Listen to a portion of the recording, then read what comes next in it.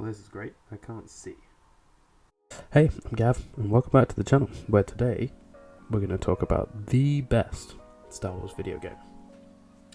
2005 Star Wars Battlefront 2. This video is entirely subjective, and I'm basing this on my own opinion only. All opinions are also valid. Whatever Star Wars game you like, it's fine. Hey! Listen!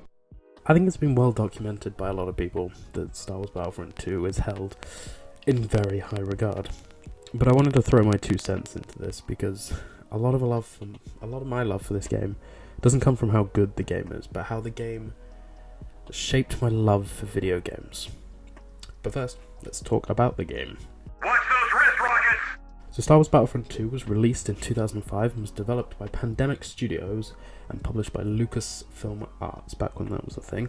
It's a third-person shooter based around a big sandbox style battles in the Star Wars universe. Unlike the previous Battlefront game, this entry included space battles and user-controlled heroes, along a lot of bug fixes from the previous one.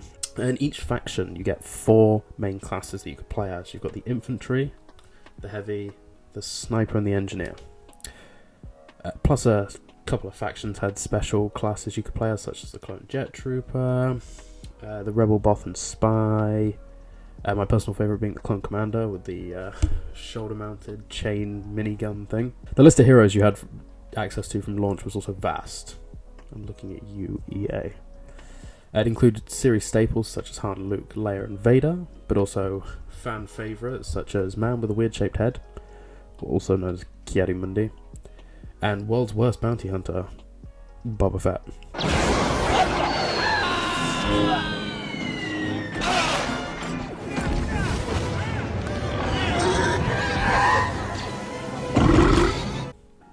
Also, side note, I recently learnt this, but Xbox got post-launch content which included some original Battlefront maps, and got the greatest Jedi ever to live, Kit Fisto.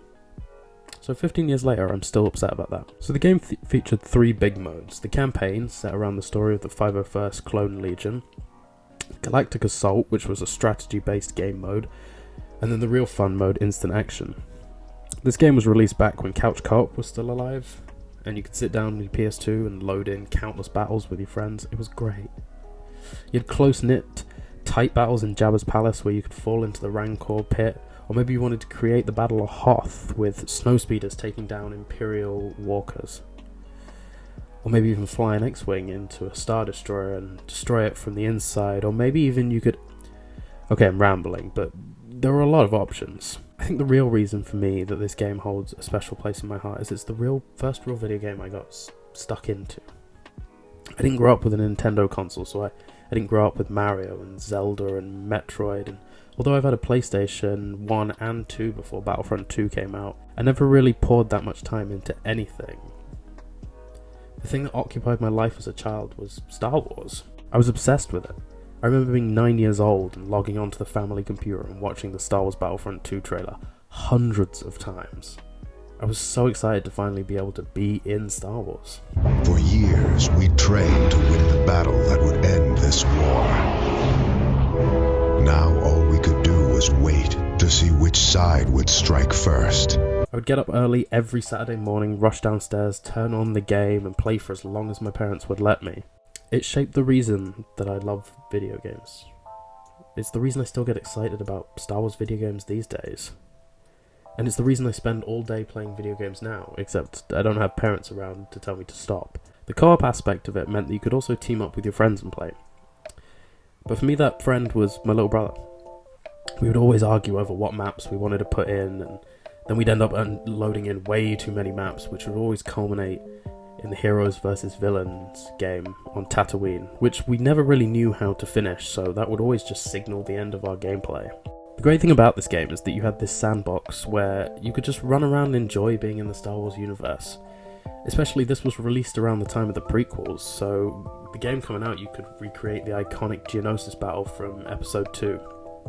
It was great fun. One of the lesser known things you could play was Hunt Mode, which was where you would play as the native people on certain planets. My personal favourite was being able to play as the Wampers on Hoth, trying to attack the rebels as they left the base. You could weirdly pick Wampa classes, but I don't remember them being any different. So, the campaign. This campaign is incredible. It is an incredible Star Wars story. It's also just a well-told story. In short, it takes you through the life of a clone trooper, notably from the 501st Legion.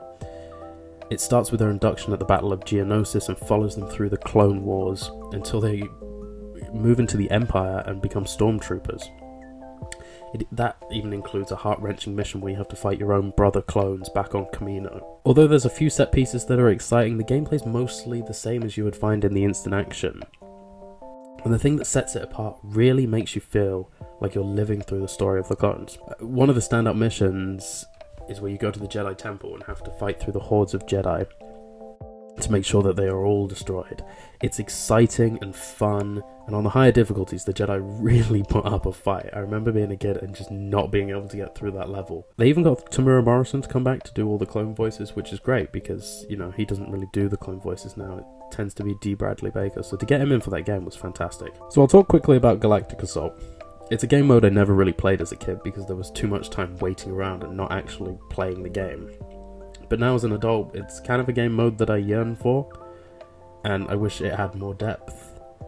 It was basically a simple strategy game that you could play where you would try and take over the galaxy, you would earn credits, and then you could get buffs for your team, and then each turn you would move your fleet around and try and take over the galaxy, try and capture planets, you would defend your own planets. It was exciting, and it was a game mode I really would have loved to see in EA's Battlefront series, but they're not too big on content in those ones, so I think it's a massive shame that we never got a Battlefront 3.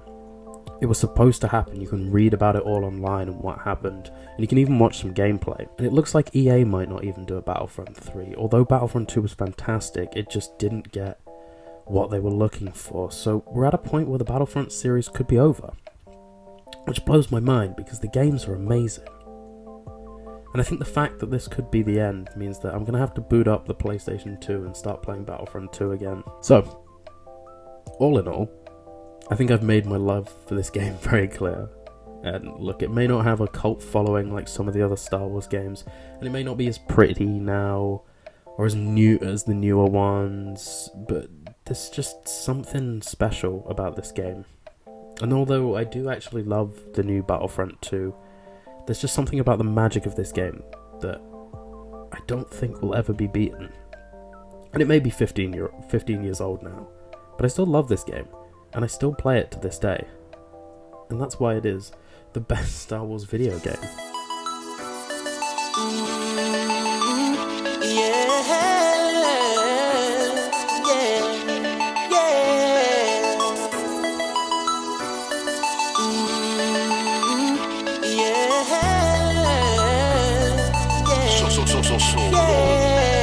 I'm feeling like a star, you can't stop my shine. I'm loving Cloud City, my head's in the sky. I'm solo, I'm Han Solo, I'm Han Solo, I'm Han Solo, solo.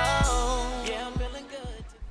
So, I hope you enjoyed this very self-indulgent video about how much I love Star Wars Battlefront 2. If you did like the video, drop a subscribe, drop a like. If you didn't, well, you know, the dislike button's there.